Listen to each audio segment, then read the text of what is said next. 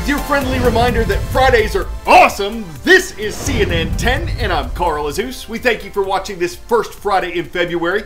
Starting things off today, a glimpse of U.S. foreign policy as defined by the Biden administration.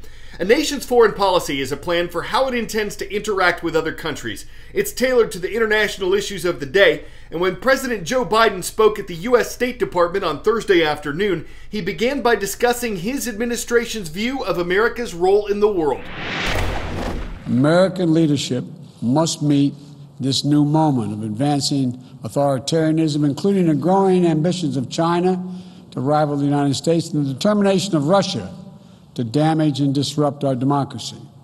We must meet the new moment accelerating global challenges, from the pandemic to the climate crisis to nuclear proliferation, challenging the will only to be solved by nations working together and in common. We can't do it alone.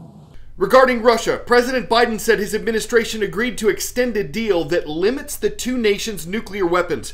But he also said America would, quote, raise the cost on Russia if it interfered with U.S. elections, launched cyber attacks, or poisoned its own citizens. The president called China the most serious competitor to the U.S. and said America would confront the Asian country on its economic abuses and human rights attacks. But he also said the U.S. was ready to work with China when it's in America's interest. Regarding the recent military coup in Myanmar, the president called on the Burmese military to return to democracy and release the political prisoners it recently took. Concerning the civil war in Yemen, the president said America would end its support for an international effort to defeat the rebels who are fighting Yemen's government. And concerning immigration, the president said he'd significantly raise the limit on the number of refugees allowed into America. So a wide range of issues discussed in President Biden's speech.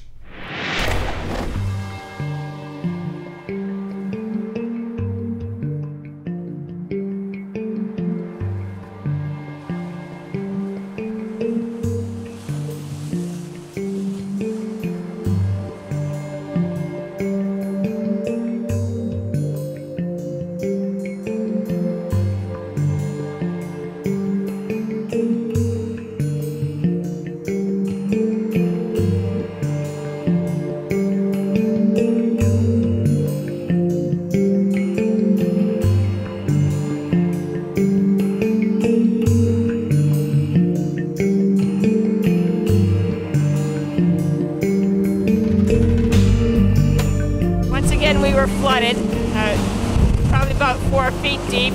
Again, wrecked the garage. It's pretty wild.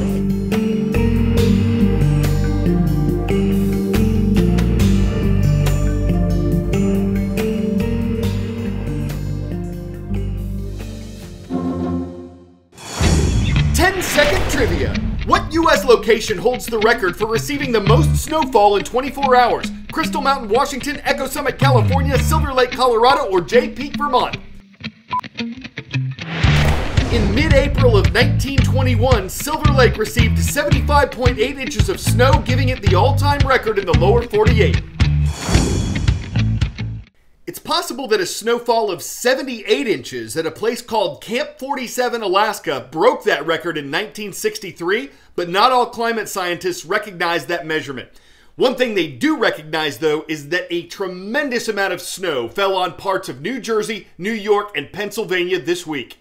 A nor'easter hammered the region with heavy wind, flooding in coastal areas, as you just saw, and possibly record-breaking snow in northern New Jersey.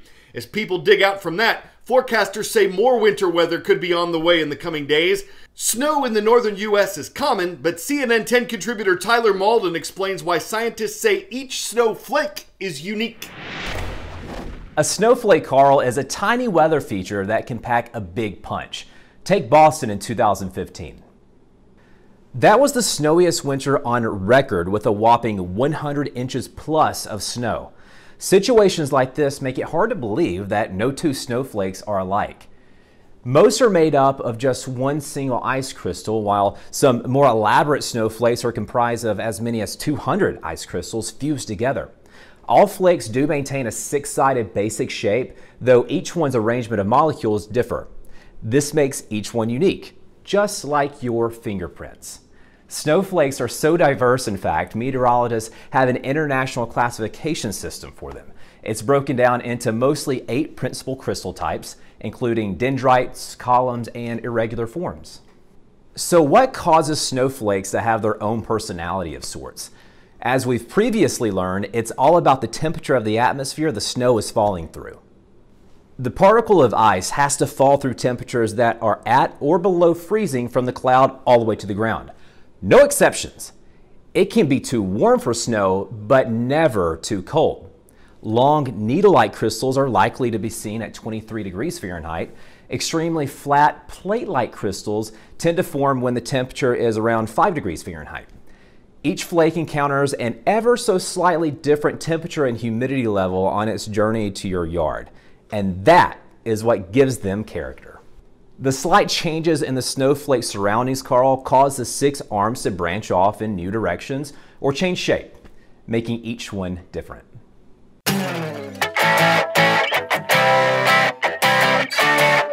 Lesser known Olympic sports. Steeplechase, the kind with people, not horses. Skateboarding, men's and women's street and park events are set to be in the Olympics for the first time this summer in Tokyo. Table tennis and soccer, they've been part of the games for a while. But there's a new sport called teqball that combines elements of both ping pong and soccer. To play it, you've got to use your head, you can't use your hands, and organizers hope it too will one day be featured in the Olympics.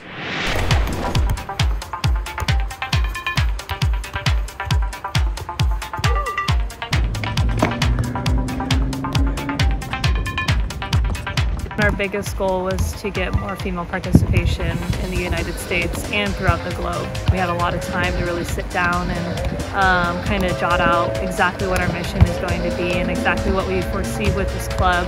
And so from that, in months of work and planning, we were able to launch Bella Teqball, first all-female teqball club in the world. So.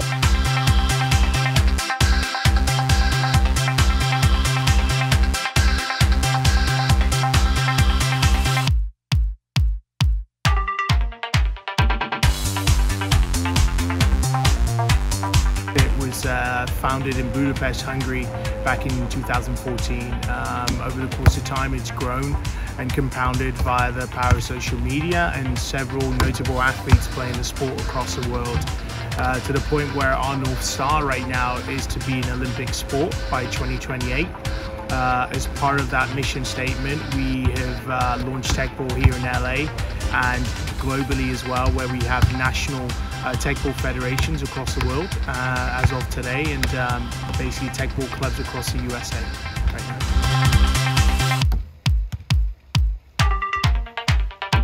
We want to see really a wave of a new era of a sport come to the United States. It's emerging and it's growing and spreading like wildfire already. So would you describe that as high-tech or low-tech? Are the touches considered technical or techniball? Do servers go on the tech? Are hecklers called tecklers? Are champions technicians, and do championships feature pyrotechnics? For the answers to all these questions, teqball's in your court. I'm Carl Azus. Today's show goes out to the Sargent Rehabilitation Center, our viewers watching in Warwick, Rhode Island. Thank you for watching, subscribing, and commenting at youtube.com/CNN10. That wraps up the week for CNN.